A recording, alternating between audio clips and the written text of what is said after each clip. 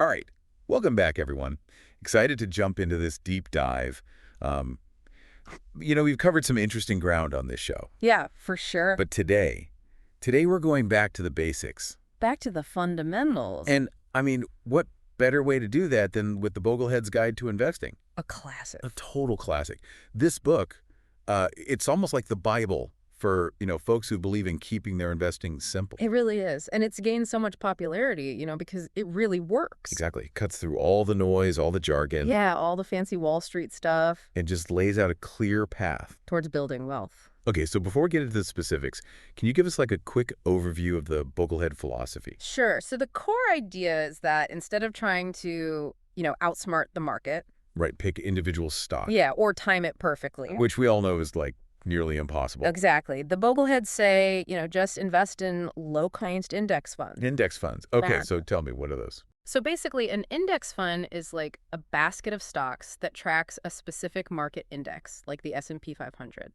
So instead of betting on one company, you're basically buying a tiny piece of like the entire market. Oh, I see. So your success isn't tied to just one company doing well. Right. It's about capturing the overall growth of the market. And historically, this approach has actually performed incredibly well, especially over the long term. Interesting.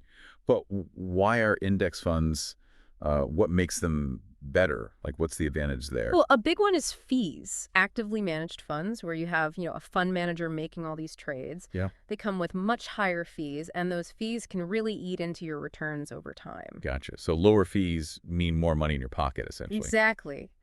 And the book highlights there's actually a ton of research on this. Like study after study has shown that over the long run, low-cost index funds actually outperform the majority of those actively managed funds. That's pretty mind-blowing. I mean, most people probably think you need a fancy financial advisor and a high-price fund to really make money in the market. Yeah, that's a really common misconception.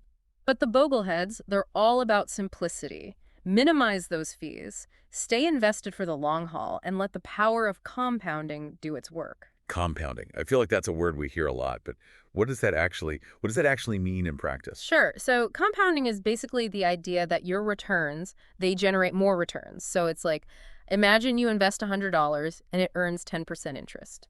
The next year, you're not just earning interest on that initial $100. Right. You're also earning interest on the $10 you made in interest the first year.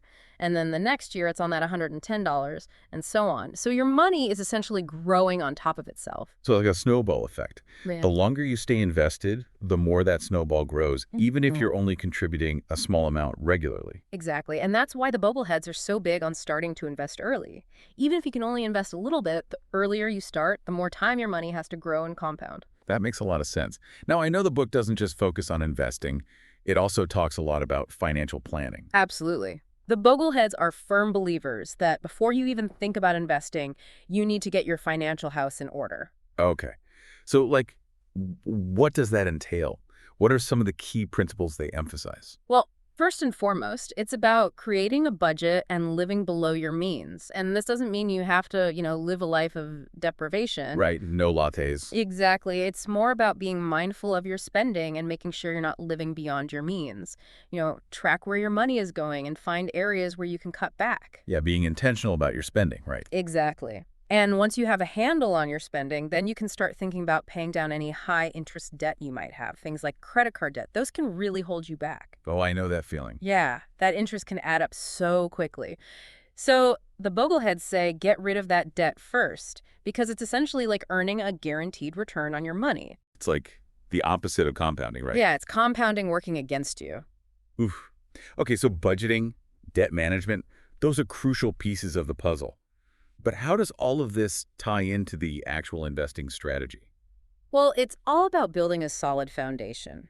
By getting your finances in order and having a good grasp on your income and expenses, you're creating the financial stability to invest for the long term. It's like building a house, right? Yeah. You need a strong foundation before you can put up the walls and the roof. That's a perfect analogy. And this financial stability, it allows you to ride out those market fluctuations without panicking and making emotional decisions. Which, let's be honest, we've all been tempted to do at some point. I know I have. But the Bogleheads remind us, stay the course, the market goes up and down, but over the long term, it generally trends upwards. That's reassuring. So we've laid the groundwork, we've paid off debt, We're saving consistently. Now it's time to actually start building our portfolio. What guidance does the book offer on that? So the Bogleheads break down asset allocation in a really clear way. They suggest diversifying your portfolio across different asset classes, stocks, bonds, real estate, and so on. And the specific mix of those assets, well, that depends on a few factors. Okay, like what? Well, your age is a big one. If you're younger, you have more time to recover from any market downturns, so you can afford to take on more risk. So younger investors might have a higher percentage of stocks in their portfolio, right? Exactly. Because historically, stocks have offered higher returns than bonds over the long run. But as you get closer to retirement, you'll want to shift that balance a bit. Maybe move more into bonds, which are generally considered less risky. Okay, that makes sense.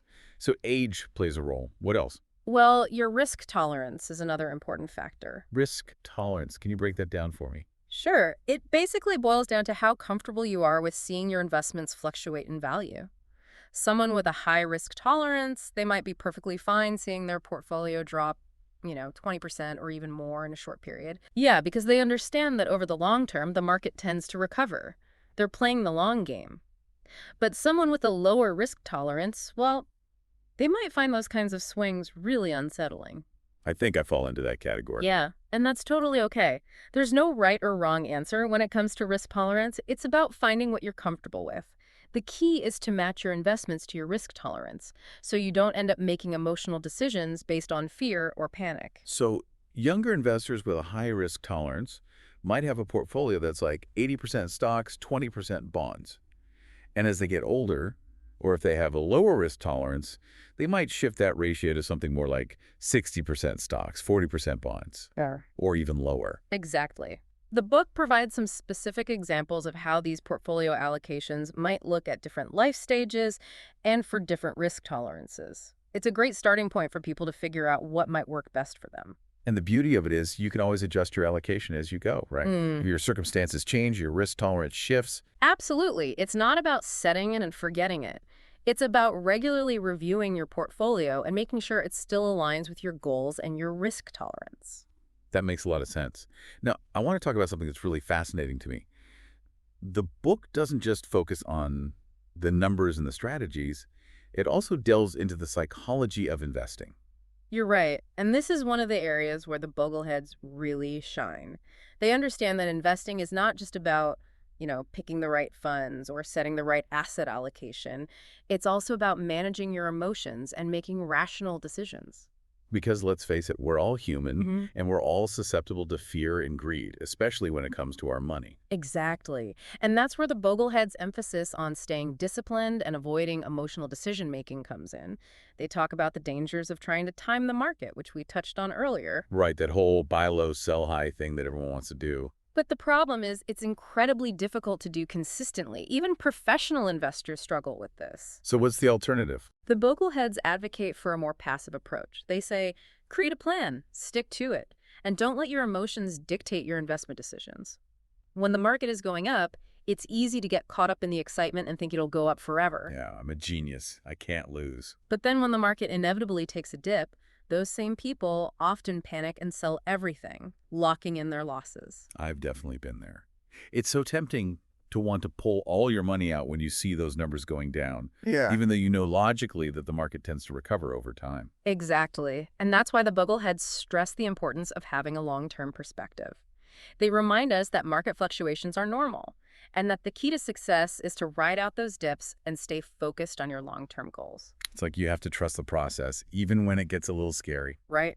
And the Boglehead approach removes a lot of that stress and guesswork from investing. It's about aligning your finances with your life goals and letting your investments grow steadily over time. It's not about getting rich quick.